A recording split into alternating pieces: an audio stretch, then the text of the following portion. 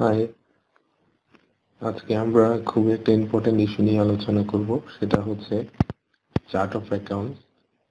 Chart of accounts, first of all আমরা chart of accounts কেন প্রয়োজন সেই ব্যাপারে আমি বলতে চাই। চার্ট অফ অ্যাকাউন্টস হচ্ছে একটা অর্গানাইজেশনের ফান্ড, এটা হচ্ছে লেজার অ্যাকাউন্টস। এই অ্যাকাউন্টসগুলো থেকে আমরা ফিনান্সিয়াল স্টেটমেন্টসগুলো তৈরি করি। ফিনান্সিয়াল স্টেটমেন্টসের মধ্যে রয়েছে যেমন statement of comprehensive income, statement of financial position, statement of cash flows, statement of change in equity, and notes as well. এখন এই ধরনের ফিনান্সিয়াল স্টেটমেন্ট আমরা কিভাবে তৈরি করি? এটা কুইকবুকে অটোমেটেড তৈরি হয়।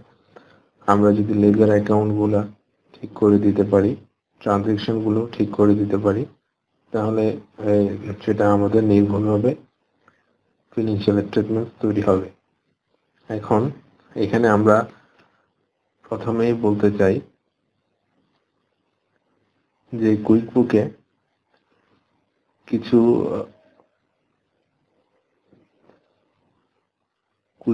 কিছু ডাটা অটোমেটেড ভাবে দেওয়া হয়, যেমন হচ্ছে আপনার অর্গানাইজেশনের টাইপ অনুযায়ী ওরা কিছু লেজার অ্যাকাউন্ট অথবা চার্ট অফ অ্যাকাউন্ট সাজেশন করে, ঠিক আছে? তো আপনি সেগুলো নিতে পারেন, অথবা আপনি নতুনভাবে ক্রিয়েটও করতে পারেন, অথবা যেগুলো রিকমেন্ড করেছে সেগুলো ডিলিটও করতে পারেন।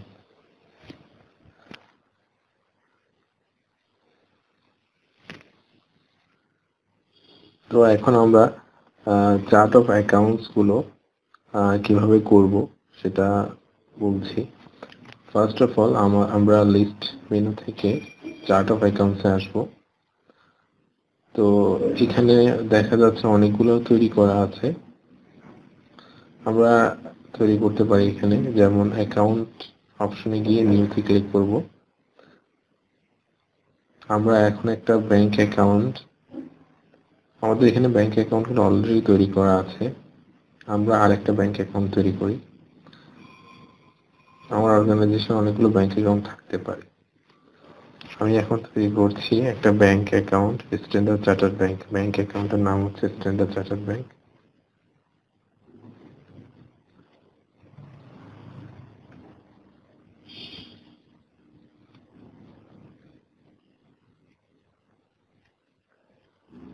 এটা হচ্ছে স্ট্যান্ডার্ড চার্টার্ড ব্যাংক।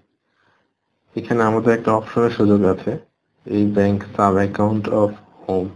এটা কার সাব অ্যাকাউন্ট?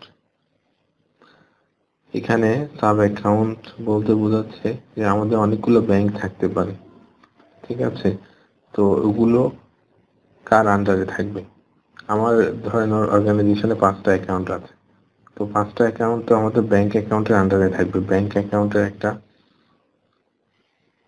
লেজারের মধ্যে এই অ্যাকাউন্টগুলো সাব অ্যাকাউন্ট থাকবে। সো আমরা sub account of bank select করি, সেভ এন্ড ক্লোজ।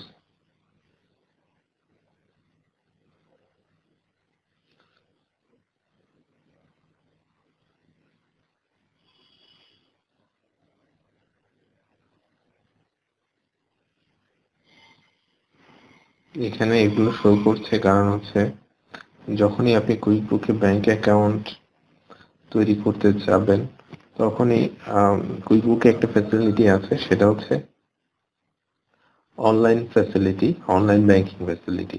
তখন তারা নোটিফিকেশন চাইতে পারে যে আপনি অনলাইন ব্যাংকিং ফ্যাসিলিটি অন করতে চান নাকি। সেক্ষেত্রে সেটা আপনি করতে পারেন। তো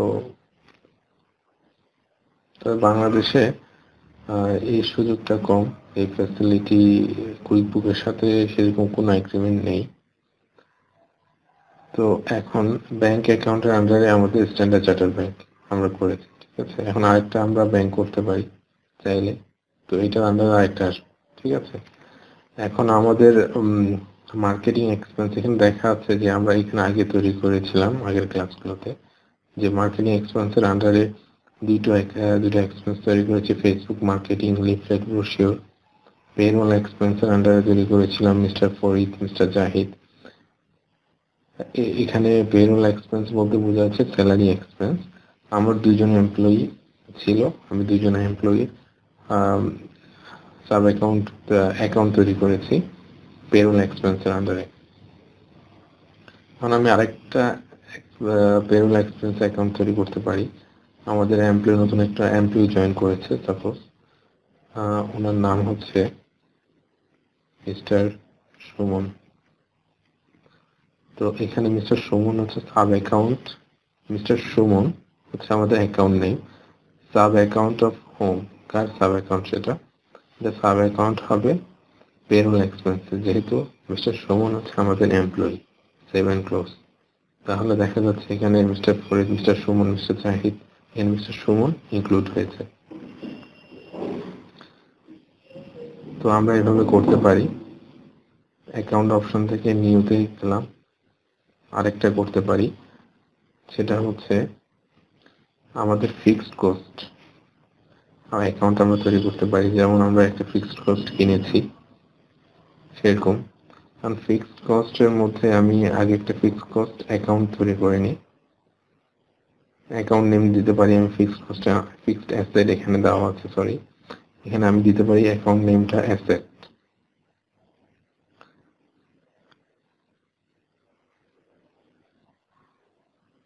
ঠিক আছে, save and close.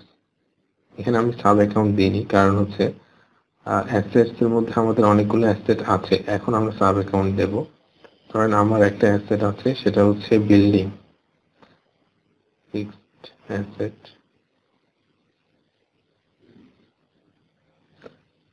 Office building যেটা আছে, বিল্ডিং এটা আমার নিজের বিল্ডিং, এটা ভাড়া না।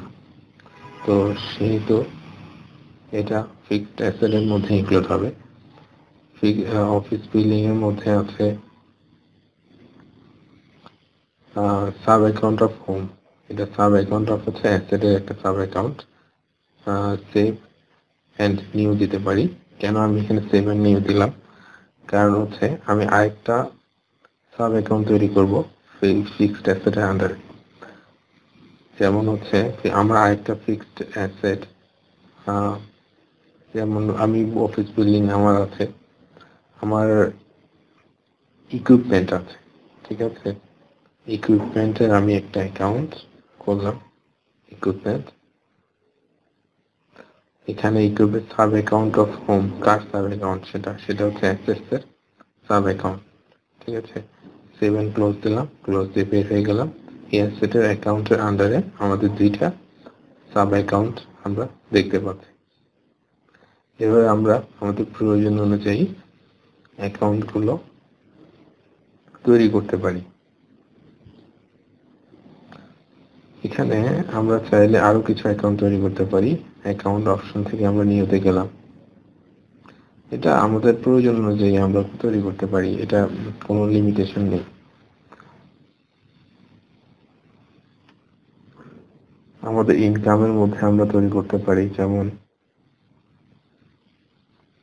আমাদের হচ্ছে কনসালটেন্সি সার্ভিস আমরা দিচ্ছি, যেটা হচ্ছে অ্যাকাউন্ট নেই, এটা সার্ভিস রেভিনিউ। কনসালটেন্সি সার্ভিসটা কিন্তু সার্ভিসের মধ্যে পড়ে, মানে এটা কোনো গুডস না, কনসালটেন্সি। তো এখানে এটা আমাদের ইনকাম টাইপের মধ্যে আছে, অ্যাকাউন্টের মধ্যে সার্ভিস দিতে পারি, সার্ভিস রেভিনিউ।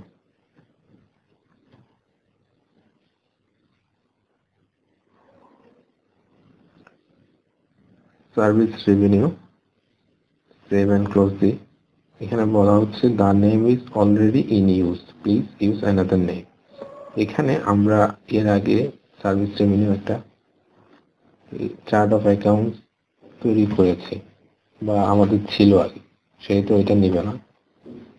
তো যেহেতু আমাদের ছিল, সেহেতু আমরা সার্ভিস রেভিনিউ চাইলে এখন চেঞ্জ করে দিতে পারি, অথবা আমি যদি নামটা একটু চেঞ্জ করে দিতে চাই সেটাও দিতে পারি, তাহলে নিবে, কিন্তু সেটা আমাদের প্রয়োজন নেই।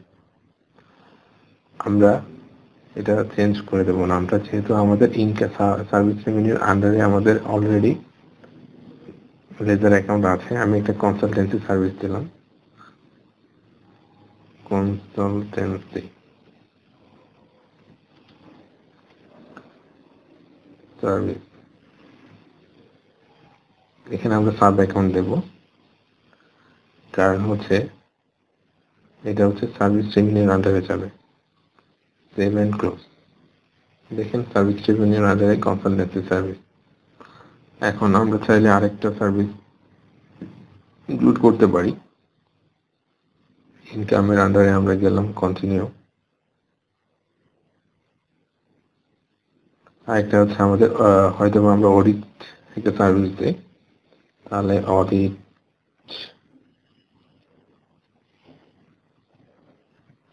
অডিট ফিস, এটা আমাদের সার্ভিসের মধ্যে পড়ে, sub account of home service revenue.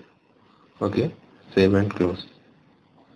Service রেভিনিউর আন্ডারে আমাদের অডিট ফিস আছে, কনসালটেন্সি সার্ভিস আছে। ঠিক আছে, আমাদের এখানে কোনো প্রোডাক্ট আইটেম নেই, সেলস আছে, সেলস আমরা তৈরি করেছিলাম আগে। তো আমরা এখন সেলসের আন্ডারে কিভাবে সাব অ্যাকাউন্ট দেব সেটা আমরা দেখছি। সেলস অ্যাকাউন্ট থেকে নিউতে গেলাম, এটা হচ্ছে ইনকাম, সেলস আমাদের ইনকাম, সেটা আমরা ইনকামে গেলাম। এখন কি ধরনের সেলস আমাদের প্রোডাক্ট আছে, যেমন হচ্ছে আমাদের একটা আমরা কিছু শার্ট সেল করি, SHIRT শার্ট, অ্যাকাউন্ট নেম হচ্ছে শার্ট। ঠিক আছে, শার্ট হচ্ছে sub account of home, sub account হচ্ছে সেলস, সেভ এন্ড নিউ। ঠিক আছে, এটা সেভ এন্ড নিউ কেন দিলাম, কারণ হচ্ছে আমি আরেকটা ইনক্লুড করতে চাচ্ছি। আমি সেভ এন্ড ক্লোজ দিয়ে বের হয়ে যেতে পারি, বের হয়ে আবার ঢুকতে পারি, অথবা সেভ এন্ড নিউ দিয়ে আমি এক্সিস্টিং ভাবে এটা করতে পারি। আপনার আউটপুট সেমই আসবে। এখন অ্যাকাউন্ট নেমে আমার শার্ট দিলাম, এখন দেব আমি প্যান্ট বা প্যান্ট দিতে পারি, অথবা বিভিন্ন ধরনের ক্লোথ, প্যান্টে আমি দিই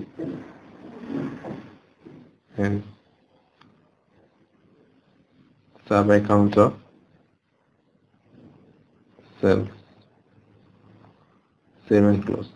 দেখেন সেলসের আন্ডারে আমাদের শার্ট এবং প্যান্ট দুইটা সাব অ্যাকাউন্ট তৈরি হয়ে গেছে। আমরা এভাবে চাইলে আমাদের প্রয়োজন মতো আমরা চার্ট অফ অ্যাকাউন্টস তৈরি করতে পারি।